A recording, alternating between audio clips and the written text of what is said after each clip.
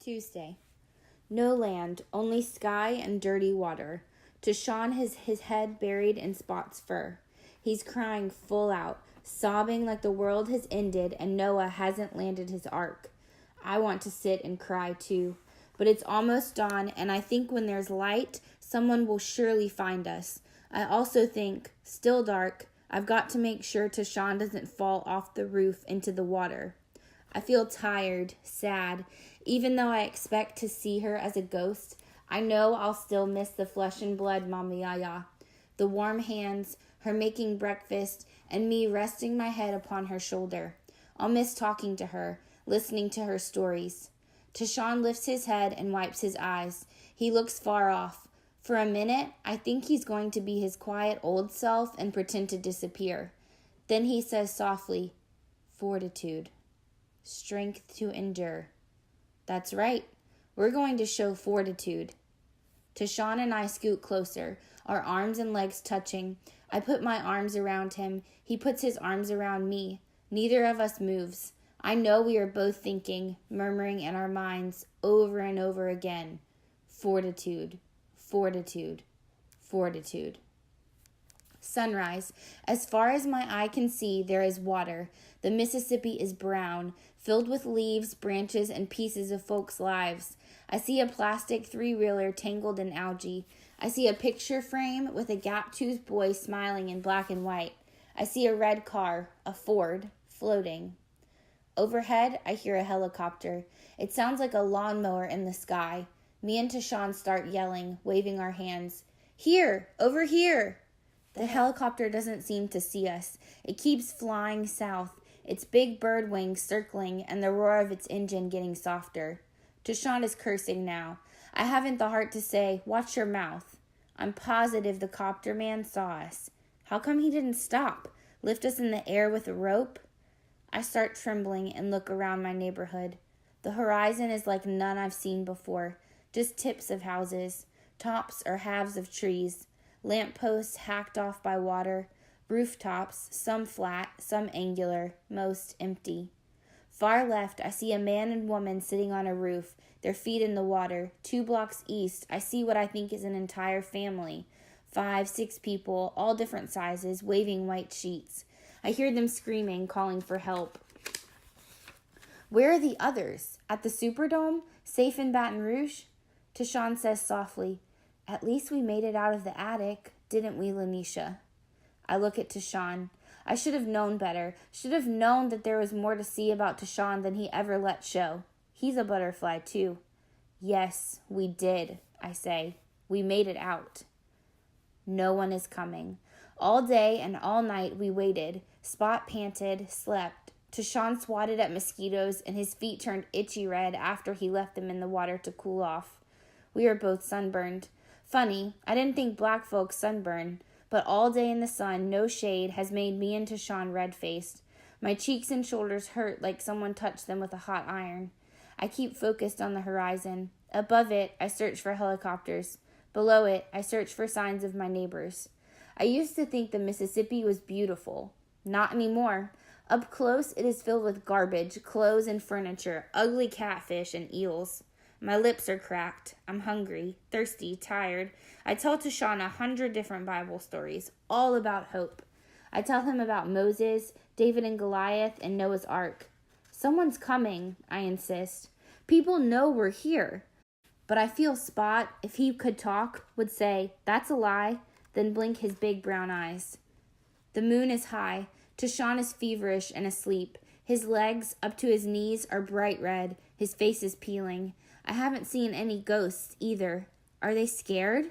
I murmur, "Mama Yaya, help me. Mama, help me." But the night doesn't answer.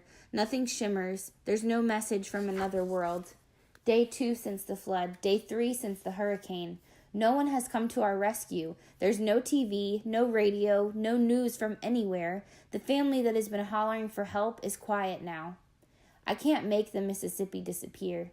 I can't make food and water appear. But we're going to go stir crazy, get more and more miserable. I press my hand to my head. I feel dizzy. Tashawn is itching, rubbing his left foot against his right leg. "Look, a rowboat." I exhale. Mr. Henry's. He liked catfish. He always gave some to Mama Yaya. Tashawn's eyes are bright. I move to the left, careful not to slip in the water, my feet angling on the roof. It's slippery. Water is in my tennis shoes. The shingles are slick with oil and gunk. I can barely see the house next door. Most of it is covered with water. But a rowboat is floating, caught between our two houses and a bigger willow tree that kept it from floating down the street. It is maybe 6-7 feet away. It's south, perpendicular to both our houses, a sharp right angle. If it had been parallel, it might have floated out, at least on the north side, but the angle kept it safe. Do you think we can reach it? Asked Tashawn. The boat? I squint. The boat's rope must be floating deep, loose inside the water. My arms aren't long enough to push the boat free, and I'm not sure I can doggy paddle to it. The angle's all wrong. Well, right and wrong, I think. Right, 'cause being perpendicular, it didn't get swept away in the storm. Wrong, 'cause being perpendicular, it needs to be unstuck. I see Tashawn's shoulders sagging, giving up. How can I rescue a rowboat? Everything is math. Think, Lanisha. I look about. There are all kinds of pieces of wood, trees floating in the water. I see a long, thin trunk floating. Tashawn, we've got to catch that tree. It looks like a young willow, just a few years old. I'm sure my hands can fit around its trunk. With effort, I can hold it like a stick. I lie down on my stomach, shouting, come on, like a lunatic to the tree. It bobs left, then right, then turns sideways. We've got to grab it, Tashawn. Tashawn lies beside me on his stomach, too.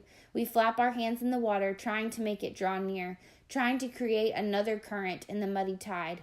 It's coming, hollers Tashawn. It's coming. Brace yourself. Though the tree is moving slow, it'll be heavy. Don't fall in. I stretch my arms wide, clawing at the water, trying to move the trunk closer. I strain, feeling the pull in my shoulders. Water is lapping, almost to my chin. I clutch bark. A piece cracks away in my hand. Get it, Tashawn screams. His arms are too short. The trunk is floating by. I inch my body further, my hips and legs still touching the roof. Inhaling, I plunge forward. My arms are around the tree. Grab my legs, Tashawn. I don't want to float down this new river. Tashawn grabs my leg and pulls and pulls. If the trunk were heavier, bigger, I wouldn't be able to hold on. But as Tashawn pulls me, I pull the thin truck onto our roof.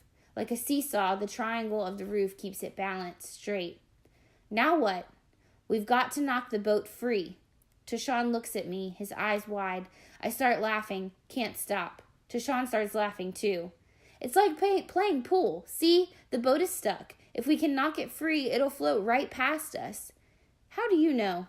I shrug and sigh. The sun is too hot on my neck. I want to give up. Just lie on the roof, space out, and not think about being wet, hungry. How do you know? Tashawn insists again. I don't know, but I want to. Sides, what else we going to do? Try or not try? Try, says Tashawn. Then his nose scrunches. I want to see my parents. I shiver, suddenly cold. I've no one left to see. Then I say, I want to see Miss Johnson. Go back to school. I want to go back to school too. I want ice cream. Bacon. Grits. Apple pie. Stop, Lanisha. I can't take it no more. My stomach's growling. Come on, let's do it. I'm shouting like a cheerleader. You hold the trunks in, Tashawn, and I'll try to punch the boat. Make sure you don't fall off the roof. Brace your feet strong. I hold the trunk in my arms and pull it around like a lance. I wonder how knights move their huge poles on horses. The trunk wants to tilt up. I push it down with all my might, but I can't figure out how to jut it forward. There's another foot before the tree will touch the boat. Move forward, Tashawn. We've got to get to the very edge. We inch like baby caterpillars along the roof. Tashawn's foot slips. He stumbles. I lose balance and start to slide. The trunk hits my chin and I see stars. I taste blood in my mouth. My feet catch on the gutters. Water splashes up to my waist. One hand holds the roof, the other holds the trunk, bobbing, sliding through my arm, tilting deeper into the water. Tashawn's legs are dangling, his hands holding tight to the roof. The tree trunk is bobbing beside our roof. Tashawn, help me, I cry. Grab the end of the tree. Tashawn grabs the trunk with all his might. I see muscles in his arms, neck, face clench. I pull, steady myself, crawl to the roof edge, then lie on my belly, grabbing the end of the trunk. Together, me and Tashawn inch the long, slim trunk out of the water, balancing it with our hands and bodies.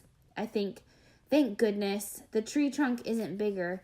Thank goodness I have Tashawn. Okay, let's try again. Rise. We both stand. The trunk is in our hands, our feet angled on either side of the rooftop. But now Tashawn is in front of me, rather than behind. We need to change places, I say. I don't think I can, says Tashawn, glancing back, his face strained. I'm afraid I'll fall in. I can't swim. Spot is behind me, panting. Don't you want ice cream? Tashawn looks back at me. His arms are trembling from holding the heavy tree. He smiles, then, face grim, he starts to inch backward. When he's almost to my chest, I say, Stop. I'll step around you. Okay, he gasps. Sweat is dripping from his shoulder blades. I study the problem. If I let go of the trunk, Tashawn will be unbalanced, unable to hold it. I need to be stronger than I've ever been. Need to be quick.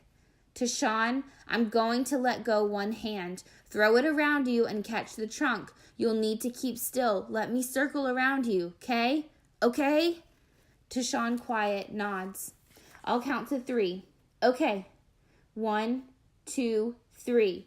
My hand brushes past him, clutches the trunk. Tashawn is drawn tight to my chest, and I hop left, wobble, then slide my right foot towards my left, release my right hand, then reach around Tashawn. The trunk tilts forwards. It's going to fall. Tashawn can't hold it. Like lightning, I grab it with both hands. I feel Tashawn's breath on my neck. He dips his knees and gets a tighter grip. The trunk is balanced between us. We did it, I shout. Tashawn murmurs, I can't hold it much longer. The trunk is maybe 5 feet long. It is bigger, heavier than Tashawn, as big as me. Yes, you can, Tashawn. You like sundaes? I like milkshakes best. Tashawn tightens his grip. The trunk is better balanced. Good, I say. Move forward. Careful. Be careful. We inch until I am as far as I can go without my feet being in the water. We both are balanced on the roof. Spot is just behind us, studying us too. I wish Spot had hands. Pretend we're playing pool. We got to punch the rowboat free. Hit its back end so the front pokes free. Ready? Ready. 1, 2, 3, punch! We punch with the trunk. The trunk end misses the boat, falls forward into the water. Lean back, I yell. Me and Tashawn lean back, offsetting the tree's drop into the water. But we counterbalance too much. The trunk points towards the clouds. We're losing our balance. Level, I shout. We need to level it. Pull, says Tashawn. Yes, pull. We pull the trunk back and down, parallel to the roof. My hands are red, scratchy. I don't dare release the trunk. I don't dare see how tired Tashawn is. I look at the rowboat bobbing. Again, I cry. Aim. 1, 2, 3, punch. A hit. The boat bobs and moves forward. Tashawn yells, We did it!